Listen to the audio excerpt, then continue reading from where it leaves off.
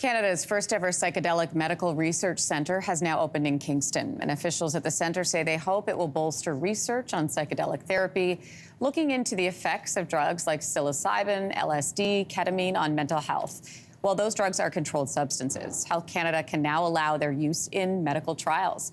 Joining us from Kingston to explain a little bit more on this type of treatment is the new research centre's director and a professor of psychiatry at Queen's University, Dr. Claudio Soares. Doctor, good to have you on. Thanks for having me, Lindsey. So we've seen a lot of headlines in the past about the hopes around psychedelics as a form of psychotherapy. What kind of work will you be doing at this new research centre?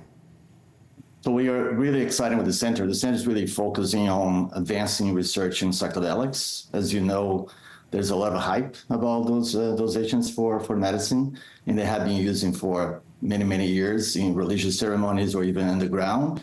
But that transition from underground to mainstream has been bumpy. And we know that we need very well-controlled trials to make sure that those drugs can be used safely and for the population that they can benefit from that. So in the center, we're going to be looking at clinical trials using both the high doses of psilocybin or psychedelics in general, but also looking at microdosing, how those agents can be used safely for the population that we know that they needed new treatments for. In June, the federal government invested $3 million to study the benefits of psychedelics, and now we have your new research centre. What impact does government funding and opening centres like yours have?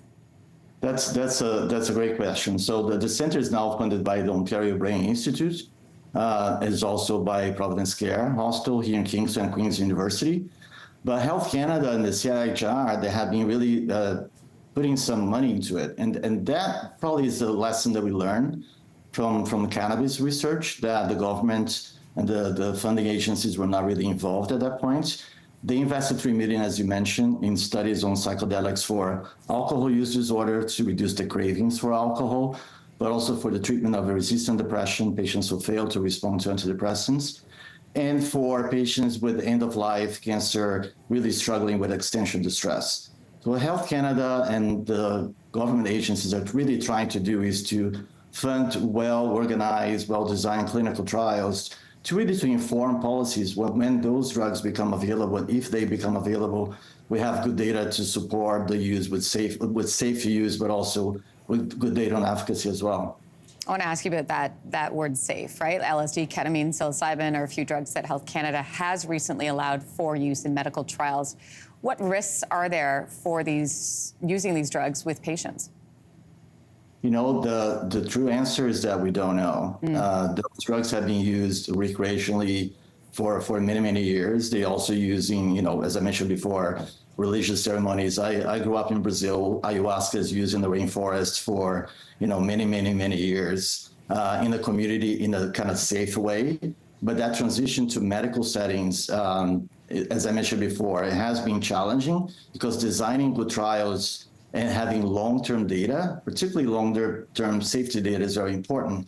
So when those drugs become available, we know exactly how to use it. There's a lot of hype and expectations that we know the expectations might lead to abuse. So one of the things the center will be looking at really is safety for psychedelics. And as your research center gets up and running, what are the next steps in terms of working to bring treatments maybe more widely to patients who need them? So we're still, I'll say, quite a few years behind that to have those medications available.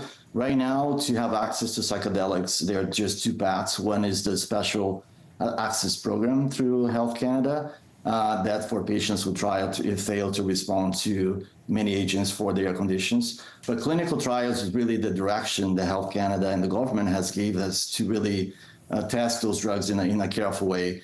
So we're basically trying to perfect those studies and hopefully have results that will guide the initiation of those drugs in the medical use. I'll say we are probably a couple of years behind that. Well, Claudio Soares, it is fascinating. Thanks for walking us through this morning. It was a pleasure. Thanks, Lindsey. Hey, thanks for watching. If you liked this, be sure to subscribe here, or you can check out more Your Morning videos right here.